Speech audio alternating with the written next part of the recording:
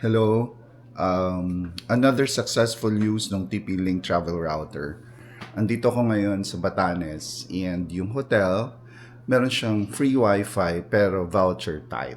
No? So, ibig sabihin, isang device lang yung pwede mong i-connect doon sa voucher na yun. So, pag na-input mo na siya doon sa device, hindi mo na pwedeng gamitin the same voucher sa iba't ibang device. So, right now, I have two cell phones and an iPad mini and then an iPad Air plus yung Fire Stick TV.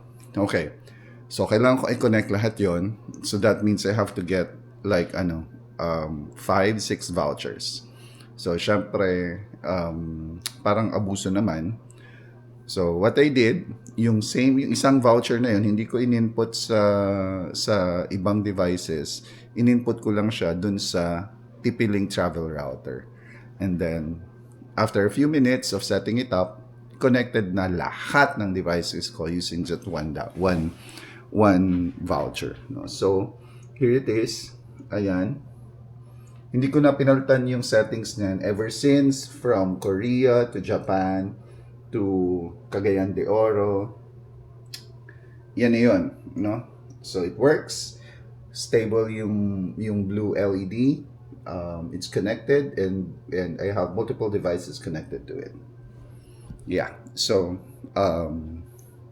kung you always bring multiple devices and you travel a lot, in with less than 3,000 pesos, magagamit mo yung travel router and isang voucher type lang. Alright? Bye-bye.